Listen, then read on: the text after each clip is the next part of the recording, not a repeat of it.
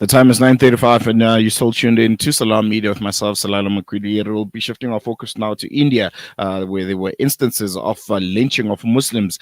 This is following the election failures of Prime Minister Modi's party, and we'll be unpacking this and the fact that does it demonstrate the fact that secularism has not won. And we'll be joined by civil rights activist who's based in Hyderabad, India, Zahid Qadri, who's joining us via StreamYard.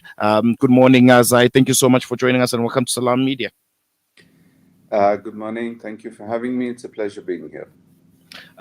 First and foremost, can you start by providing us with a brief overview of the recent election results in India and also the subsequent incidences of violence against Muslims? The election results have been a mixed bag. They've not quite been what we expected, obviously. We were hoping to have the centrist parties take a clear win. It hasn't been that the government in power has returned for a third term, though it is now a coalition government with the support of other parties, and the numbers are significantly lower. This is the present situation in India. Yes, there have been a few attacks on Muslims in different parts of the country after the election results were out.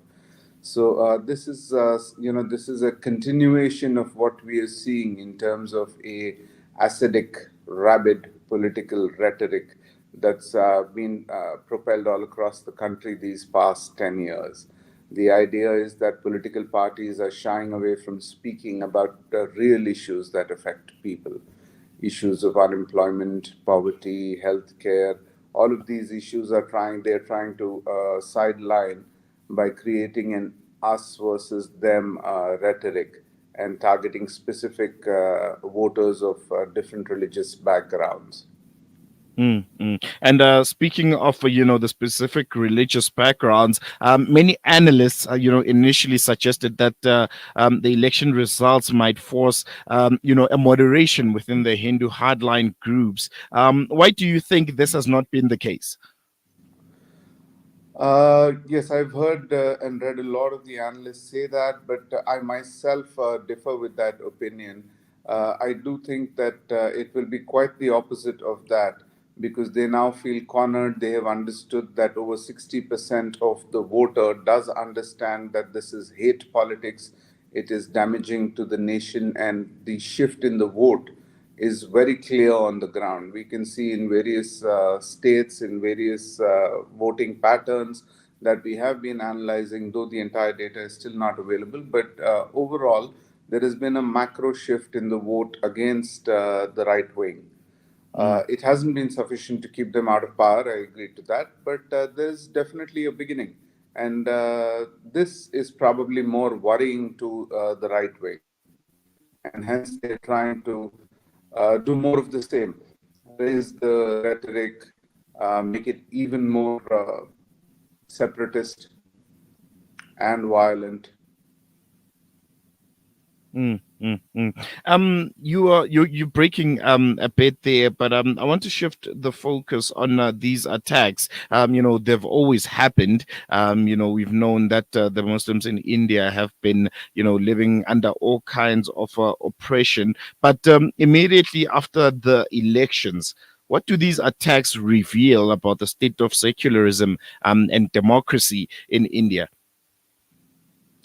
Whether the attacks have been happening earlier or not, over the last 10 years, it is clear that there have been attacks because of political motivation. It is because of raising the political rhetoric, the targeting of Muslims by the right wing political parties. And I think what has been more damaging is the silence of the centrists. They don't seem to speak up enough. It isn't about speaking up for Muslims, but it is about speaking up about what is right and wrong. The law in itself needs to be held sacrosanct. Because when we start to create attacks or any kind of law and order problems for any group in a country, it indicates a breakdown of the social fabric and law and order of that nation. So it's not just that particular group that is attacked and physically affected. There is a much larger effect that happens in the entire nation. This is the more worrying thing because this takes generations to rebuild thereafter. And just looking forward, the BJP did win the elections, but it wasn't by an overwhelming majority. This forces, Prime Minister Modi to now start looking for friends, start looking for coalition partners. What can we look forward to, in the Indian political landscape and sphere going forward, in the world's largest democracy, essentially? Oh, we're quite hopeful that this particular election has been seen by civil rights activists, by political activists, by human rights activists. All of them have been involved. Various agencies have worked for the first time in India to try and convey the message to the people. Normally, it is just political parties that speak for or against each other. But this time we saw a very robust civil society involvement where activists and organizations went to the people, spoke to them about the damage that is being caused by this brand of politics. And I think that's had a serious impact on the vote. People are more open to hearing things from us than they are to hearing things from politicians. Obviously, politicians have very little credibility in any nation around the world now. So we're looking at this very positively. It's been a great outcome for the amount of work that we have done, and we do hope to bring about a substantial shift in the next election. No, I think we're going to leave it there, brother Zahid Qadri. Thank you so much for giving us your time and giving us insight on the political landscape of India after a very, very interesting election campaign that the country was embarking on. I'm sure as there are updates, I'm sure there will be, with the establishment of the new, government of India. We'll definitely be hearing from you. Thank you so much for giving us your time. Really appreciate it. Thanks for being here.